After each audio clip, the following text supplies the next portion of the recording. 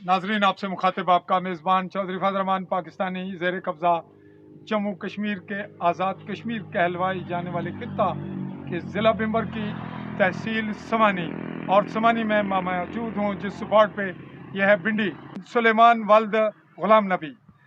मैं गल आखना चाहना जी मीडिया वाले कि मेरे नाल मैं माल वाले बड़ी ज्यादती की है जी। कि मेरा जेड़ा नंबर है 2369 ये जड़ा पिछे साढ़े जिथे बाजरा है जी अजा बाजरा किती नंबर है मलकीती नंबर जिसने विच कोई इशारा अमल कोई नहीं ते अपने महकमे माल वाले इसकी अमल करा देते हैं हमारे पर पर्चा भी कराया ते मिगी 4 दिन बला बंद सर मैं कहना कि मेरा ये जड़ा नंबर है 2369 ने इसने विचों 4 महल्ले 4 रोडां अलग अलग मंगने सन।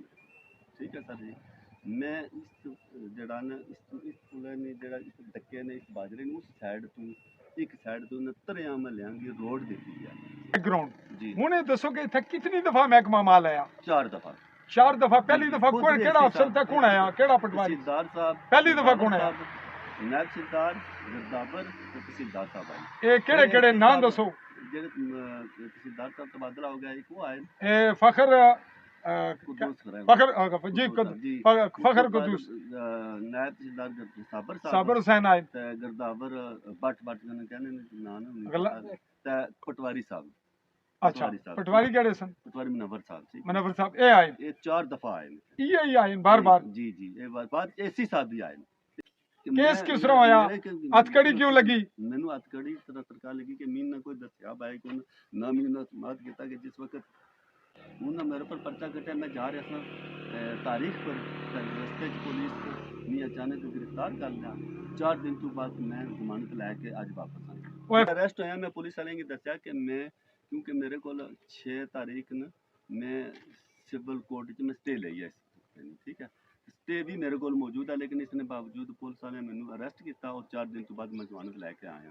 मेरा मलकीती नंबर है मेरे यानी कि मेरे ना बहुत बड़ी जाती है। आप मुझे बुलाते रहे कि आपने ये क्यों किया, ये क्यों किया आपने, तो तकरीबन 1.5 माह या 2 माह पहले की ये बात है।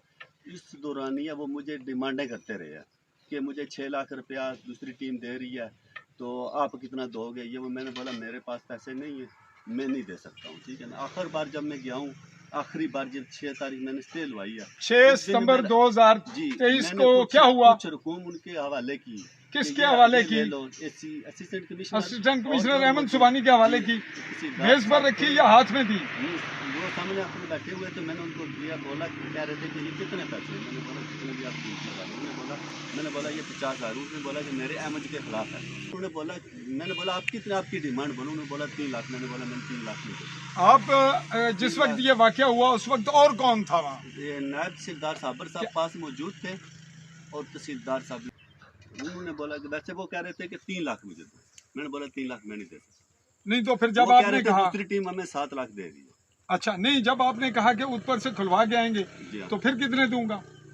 फिर एग्री थे आप क्या दे दूंगा? नहीं मैंने नहीं बोला। मैं अच्छा ये बताएं कि ये फिर मैं फिर रिपीट कर रहा हूँ, ये 6 सितंबर 2023 यानी आज है 12, आज से 5 दिन पहले 6ठा दिन हो जाता है वो।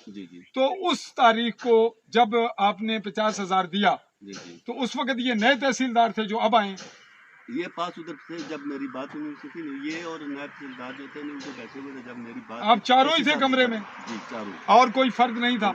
तो ये किस वक्त टाइमिंग क्या होगा? टाइमिंग गालबन मेरे हाल में 11 और 12 का टाइम। जब आप पेमेंट आपने दी उस पैसे को एसी ने हाथ में पकड़ा या नहीं? मुझे पूछा थे कितने। नहीं उस वक्त आपके पास पैसे हाथ में थे? मेरे हाथ में थे। उन्होंने बोला सामने थे? कितने थे? नहीं सामने थे। हाँ सामने मेरे हाथ में नजर आ रहे थे? हाँ सामने नजर आ रहे थे। तो उन्होंने पूछा कि कितने? 50 है। उन्होंने बोला मेरा ये 50,000 मेरे अहमद के खिलाफ है। यह कमर्शियल प्लाट है, कमर्शियल प्लाट के पैसे मैं लूँगा।